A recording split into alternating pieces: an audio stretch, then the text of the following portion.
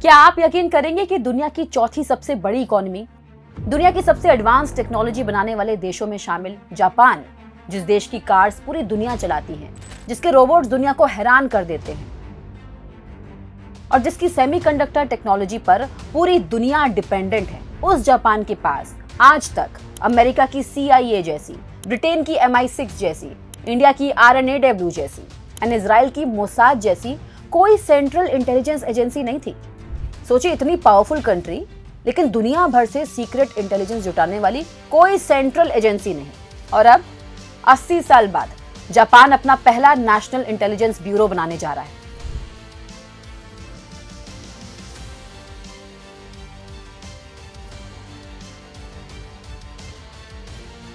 आखिर अब क्यों? चाइना की वजह से, या फिर रशिया की वजह से, या फिर नॉर्थ कोरिया की वजह से, या फिर जापान को फाइनली ये एहसास हो गया कि 21st सेंचुरी में सिर्फ टेक्नोलॉजी से सुपर पावर नहीं बना जा सकता, इंटेलिजेंस भी उतनी ही जरूरी होती है। और अगर जापान ये कदम उठा रहा है तो इंडिया समेत पूरे इंडो पैसिफिक की सिक्योरिटी बदल सकती है। आज इसी स्टोरी को हम डिटेल में समझेंगे। नमस्कार, मैं हूं गरिमा और आप देख रहे हैं नो द नेशन गरिमा के साथ। आखिर जापान के पास CIA जैसी एजेंसी थी क्यों नहीं? इसके लिए सबसे पहले हमको करीब 80 साल पहले जाना होगा। 1945 में जब सेकेंड वर्ल्ड वॉर खत्म हुआ था, जापान हार चुका था। इसके बाद अमेरिका की लीडरशिप में जापान का नया कॉन्स्टिट्यूशन बनाया गया। इस कॉन्स्टिट्यूशन का सबसे इंपॉर्टेंट पार्ट था आर्टिकल 9, जिसमें जापान ने युद्ध ना करने का वादा किया था।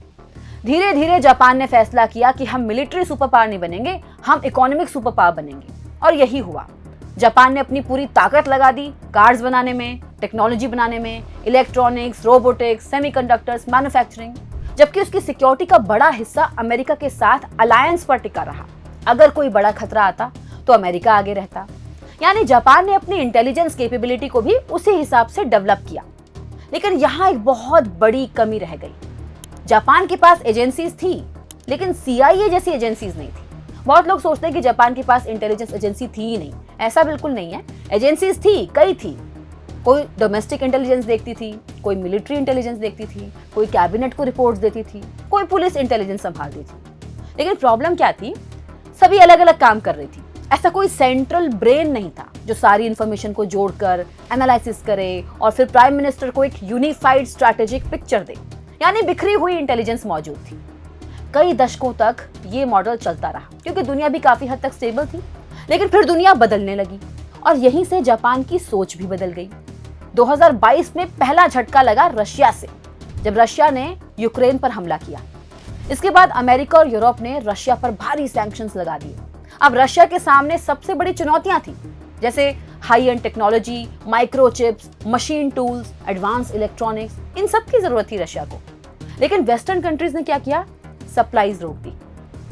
इसके बाद कई रिपोर्ट सामने आने लगी कि रशियन नेटवर्क जापान की हाईटेक कंपनीज तक पहुंच बनाने की कोशिश कर रहे हैं। फिर 2026 में एक बड़ा मामला सामने आया।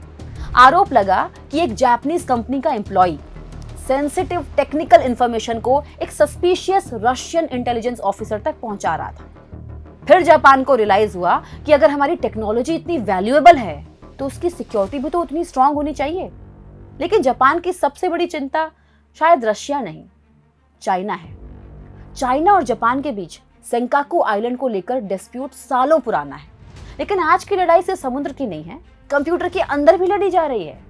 जापान लगातार आरोप लगाता रहा है कि Chinese cyber groups government systems, defence companies, high tech industries और रिसर्च लैब्स को टारगेट करते हैं। आज अगर कोई आपके देश की मिसाइल टेक्नोलॉजी नहीं चुराता, लेकिन सेमीकंडक्टर डिजाइन चुरा ले, तो नुकसान उतना ही बड़ा हो सकता है। यानी आज टेक्नोलॉजी ही नेशनल सिक्योरिटी है। अब आते हैं तीसरे खतरे पर, नॉर्थ कोरिया। एक ऐसा देश जो लगातार मिसाइल टेस्ट करता रहता है। कई बार उसकी बैलिस्टिक मिसाइल्स जापान के ऊपर से गुजर चुकी हैं। नॉर्थ कोरिया तेजी से न्यूक्लियर वेपन्स प्रोग्राम भी आगे बढ़ा रहा है। ऐसी कंडीशन में अगर आपको खतरे की जानकारी टाइम पर ना मिले तो दुनिया की सबसे मॉडर्न डिफेंस सिस्टम भी देर से रिस्पॉन्स दे सकती है। यानी मॉडर्न वॉरफेयर में पहली गोली से पहले इंफॉर्मेशन आती है और जिसके पास इंफॉर्मेशन होगी फायदा उसी का होगा। इसलिए जापान अब क्या करने जा रहा है? अब सोचिए, एक तरफ रशिया है, दूसरी तरफ चाइना, तीसरी तरफ नॉर्थ कोरिया। तीनों अलग अलग खतरे हैं, लेकिन decision maker will be the only prime minister. यहीं जापान ने महसूस किया कि अब उसे एक सेंट्रल इंटेलिजेंस ब्रेन चाहिए। इसलिए जापान अब बना रहा है नेशनल इंटेलिजेंस ब्यूरो और नेशनल इंटेलिजेंस काउंसिल। इनका काम होगा सभी एजेंसियों की इंफॉर्मेशन जोड़ना, फॉरेन इंटेलिजेंस मजबूत करना, काउंटर इंटेलिजेंस बढ़ाना, साइबर थ्रेट्स को ट्रैक करना और प्राइम मिनिस्टर को एक्शनेबल इंटेलिजेंस देना। यानी अब सिर्फ इंफॉर्मेशन नहीं, डिसीजन रेडी इंटेलिजेंस तैयार होगी। अब सबसे दिलचस्प सवाल, इंडिया को इससे क्या फायदा होगा? देखिए, इंडिया और जापान सिर्फ अच्छे दोस्त नहीं हैं, दोनों क्वाड के मेंबर्स भी हैं। दोनों इंडो पैसिफिक में चाइना की बढ़ती मिलिट्री प्रेजेंस को लेकर चिंतित भी हैं। दोनों cyber security, critical technology, semiconductors, supply chains और मैरीटाइम सिक्योरिटी पर साथ काम कर रहे हैं। अगर जापान का इंटेलिजेंस नेटवर्क मजबूत होता है तो इंडो पैसिफिक की तस्वीर भी बदल सकती है। इंडियन ओशन में कोई सस्पिशियस नेवल मूवमेंट हो, या फिर ईस्ट चाइना सी में मिलिट्री एक्टिविटी बढ़े, या फिर साइबर थ्रेट का कोई नया पैटर्न सामने आए, तो जापान पहले से ज्यादा तेज एनालिसिस कर सकेगा। और जहां नेशनल इंटरेस्ट मेल खाएंगे ना, वहां इंटेलिजेंस शेयरिंग भी बेटर हो सकती है। पर इसका मतलब ये बिल्कुल नहीं है कि जापान अपनी सारी सीक्रेट इंफॉर्मेशन इंडिया को देने लगेगा। इंटेलिजेंस शेयरिंग हमेशा जरूरत और नेशनल इंटरेस्ट के हिसाब से होती है।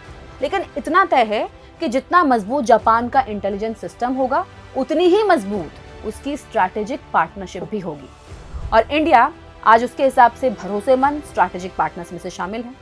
तो कुल मिलाकर जापान का नेशनल इंटेलिजेंस ब्यूरो सिर्फ एक नई एजेंसी नहीं है, ये सेकेंड वर्ल्ड वॉर के बाद जापान के पूरे सिक्योरिटी मॉडल में शायद सबसे बड़ा बदलाव है। करीब 80 साल तक जापान ने माना कि मजबूत इकोनॉमी और अमेरिका का सिक्योरिटी अलायंस उसके लिए काफी है। लेकिन आज की दुनिया बदल चुकी है। अब युद्ध सिर्फ बॉर्डर पर नहीं होते हैं, साइबर स्पेस में भी होते हैं, टेक्नोलॉजी लैब्स में भी होते हैं, सेमीकंडक्टर्स के लिए भी होते हैं, आर्टिफिशियल इंटेलिजेंस के लिए भी होते हैं। और शायद इसी वजह से जापान अब ये मान चुका है कि 21st सेंचुरी में सिर्फ सबसे एडवांस टेक्नोलॉजी होना काफी नहीं होता, उसे बचाने के लिए उतना ही एडवांस इंटेलिजेंस सिस्टम भी चाहिए होता है। और यही जापान की सबसे बड़ी स्ट्रैटेजिक शिफ्ट है। आज की वीडियो में फिलहाल इतना ही। अगर आपको वीडियो पसंद आया हो तो वीडियो को लाइक करें, चैनल को सब्सक्राइब करें और कमेंट करके बताएं कि क्या आपको लगता है कि जापान का ये डिसीजन इंडो पैसिफिक में चाइना के लिए नई चुनौती बन सकता है। कमेंट करके अपनी राय जरूर दें और देखते रहिए नो द नेशन गरिमा के साथ। जय हिंद।